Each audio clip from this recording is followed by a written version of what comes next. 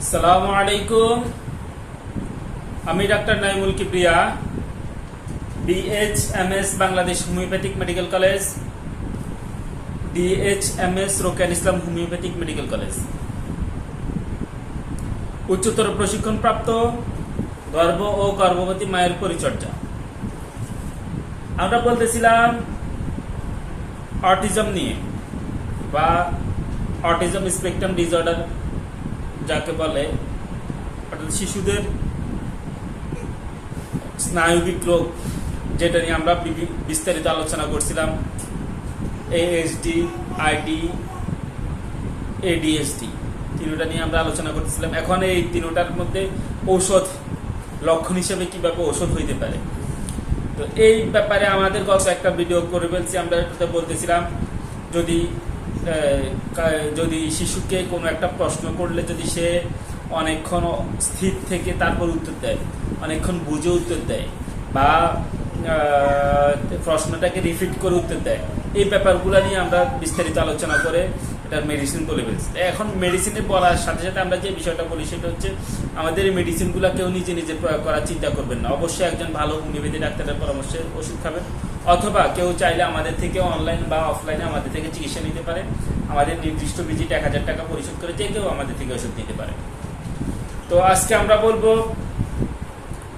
এই কারোর সাথে মিশতে না চাওয়া নিয়ে কয়েকটা মেডিসিন বলবো। যেমন আমরা দেখি যে শিশু যদি কারোর সাথে মিশতে না চায়, কারোর সাথে মিশতে চায় না, একদম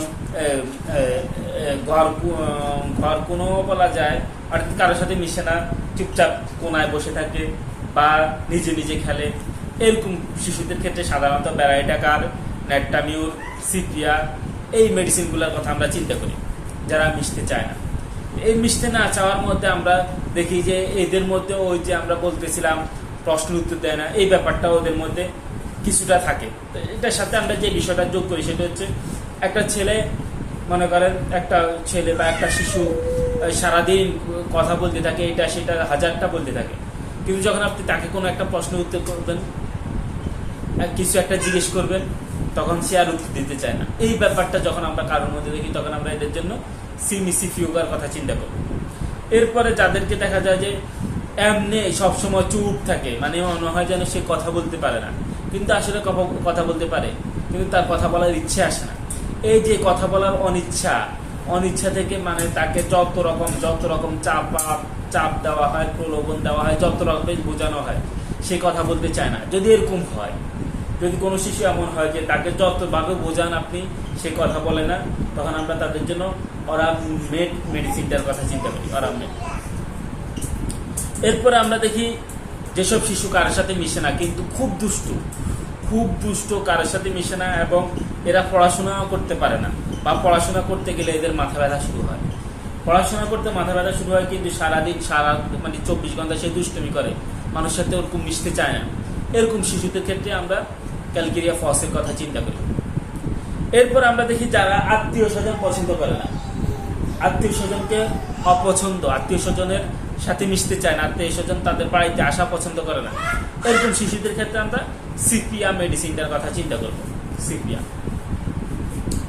এরপর আমরা দেখি পরিবারের মধ্যে, যদি পরিবারের মধ্যে এমন হয় যে সে তার মধ্যে মায়া, মমতা, আবেগ, অনুভূতি, এই ব্যাপারগুলো দেখা যায় না কারোর মধ্যে, কোনো শিশুর মধ্যে। কোনো একটা শিশুর মধ্যে যদি এই আবেগ অনুভূতি না দেখা যায়, তখন আমরা তাদের জন্য কয়েকটা মেডিসিনের কথা চিন্তা করি, যেমন ব্যারাইটাকার, ক্যালকেরিয়ার, গ্লাইকোপোডিয়াম, এসিডফস, সিপিয়া, নেট্টামিউর, তারপর অরামমেড, ইগনিশিয়া, এই মেডিসিনগুলোর কথা চিন্তা করি যারা আবেগ শূন্য হয়। তো আবেগ শূন্যর মধ্যে আমরা প্রথম যে মেডিসিনটার কথা বলবো সেটা হচ্ছে সিপিয়া। এই সিপিয়া পরিবার, স্বামী, সন্তান, এদের ব্যাপারে অত্যাধিক উদাসীন থাকে, এদের মধ্যে কোনো রকম মায়া মহব্বত দেখা যায় না।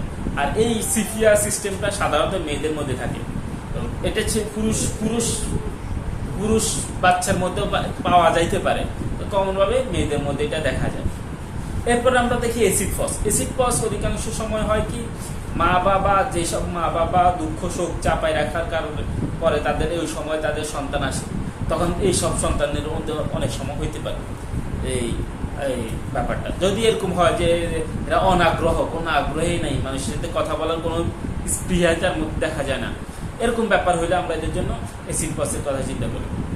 এরপরে আমরা দেখি চুপচাপ, আবেগ চেপে রাখে, পরিবারের কারোর সাথেও তার কষ্টের কথা বলে না, বা পরিবারের কারো থেকে যদি সে দুঃখ পায় বা এই ব্যাপারগুলো থাকলে আমরা তাদের জন্য ন্যাট্টামিউনের কথা চিন্তা করি। এদের মধ্যে আবার অস্বাভাবিক খাবারের একটা ব্যাপার থাকে, লবণ খাওয়ার প্রবণতা থাকে। এরপর আমরা দেখি অরামনেটের মধ্যে হতাশা থাকে। এই হতাশার কারণে এরা প্রিয়জনের মধ্যে এদের কোনো আগ্রহ থাকে না, প্রিয়জনের সাথে কথা বলা বা ঘরের কারোর সাথে, মানে কেউ তার প্রিয় নাই। যেটা আমরা দেখি সেটা হচ্ছে তার কোনো প্রিয় কেউ নাই, মাও নাই, বাবাও নাই, সে নিজের মতো করে পড়ে থাকে, এরকম একটা ব্যাপার থাকে। তো এই ব্যাপারগুলো দেখলে আমরা এই অটিজমের সিস্টেমটা অনুধাবন করতে পারলে আমরা এই হিসাবে ওষুধ দিলে ইনশাল্লাহ ভালো হবে। এগুলো আমরা আজকের মতো এখানে শেষ করছি। পরবর্তী ভিডিওতে বাকি বিষয় নিয়ে আলোচনা করবো। আসসালামু আলাইকুম ওয়া রাহমাতুল্লাহ।